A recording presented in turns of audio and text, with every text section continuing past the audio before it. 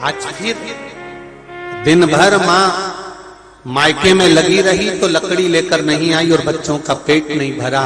बच्चे 3 दिन के भूख से बिलख रहे थे, आंख में आंसू थे। माँ भी आज रो रही थी कि जिस मायके में बेटी जाती थी कभी माँ बाप उसको भूखा नहीं आने देते थे, और भूखा तो भूखा, कभी माँ बाप उसको खाली नहीं आने देते थे, कुछ ना कुछ रखकर अवश्य भेजते थे। आज वो मायके से भूखी भी गई और कुछ भांजा भांजी के लिए भी नहीं दिया गया। शिव महापुराण की कथा कहती है 3 जगह पर दिया हुआ कभी खाली नहीं जाता। पहला, बहन बेटी को देने से बढ़ता है, घटता नहीं। दूसरा, गौ माता को देने से बढ़ता है, घटता नहीं। और तीसरा, संत ब्राह्मण को देने से बढ़ता है, घटता नहीं। साधु, सन्यासी, तपस्वी, साधक, उपासक जितने मिले संसार में, कहीं परमार्थ का काम करने का मौका मिले तो आप परमार्थ का काम करिए, कुछ अच्छा देने का प्रयास करिए। शिव महापुराण एक बात जरूर कहती है कि बेटी दो सोच समझ कर दो, गौ माता का दान दो या गौ दान दो सोच समझ कर दो, और लक्ष्मी का दान दो तो सोच समझ कर दो कि किसको दे रहे हो, किसको प्रदान कर रहे हो, आपको देखना पड़ेगा। किसको देना चाहते हो, किसको दे रहे हो, वो स्मरण होना चाहिए। किसी ऐसे भिखारी के कटोरे में पैसा मत डाल देना जो लेकर गया और मदिरा पान में लगा दिया, वैश्यावृत्ति में लगा दिया, जुए में लगा दिया, गलत काम में लगा दिया। लक्ष्मी भी रोती। बाप अपनी बेटी की शादी में खूब पैसा खर्च करता है, खूब धन लगा देता है, खूब संपदा लगा देता है। और बेटी की शादी में पैसा लगाया, धन लगाया, खूब खर्चा करा, लाखों रुपया, और बेटी विवाह कर कर गई।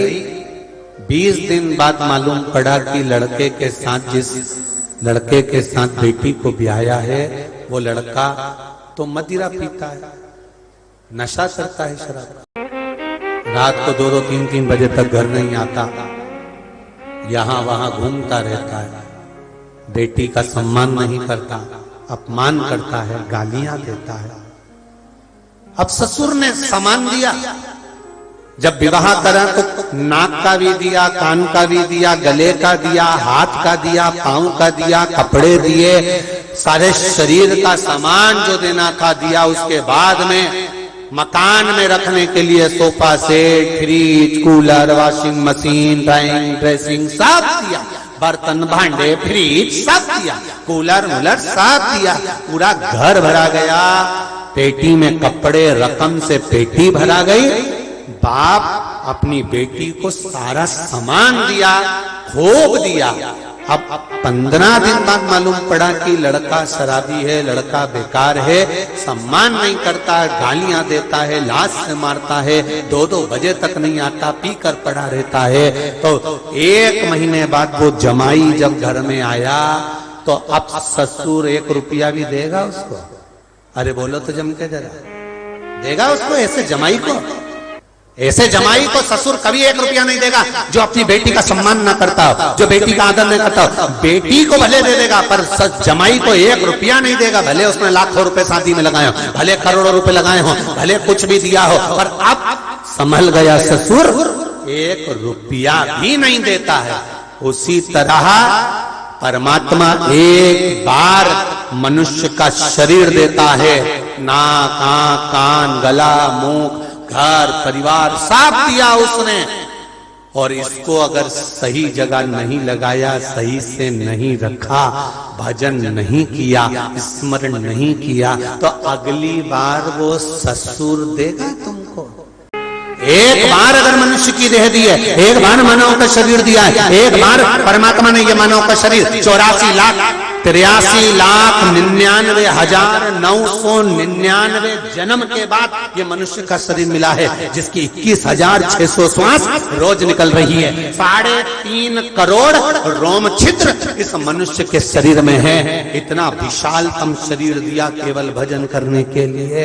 इतना आत्मा परमात्मा देकर भेजा करा, उसके बाद भी ये शरीर सही जगह पर नहीं गया, ये आत्मा सही जगह पर नहीं गई। तो अगली बार तुम जाओ तो शरीर, अगली बार मनुष्य का शरीर नहीं देगा, कहेगा इसने अपनी बेटी का सम्मान नहीं करा, आत्मा का सम्मान नहीं करा, शरीर का सम्मान नहीं करा, इसलिए इसको अब नहीं देना।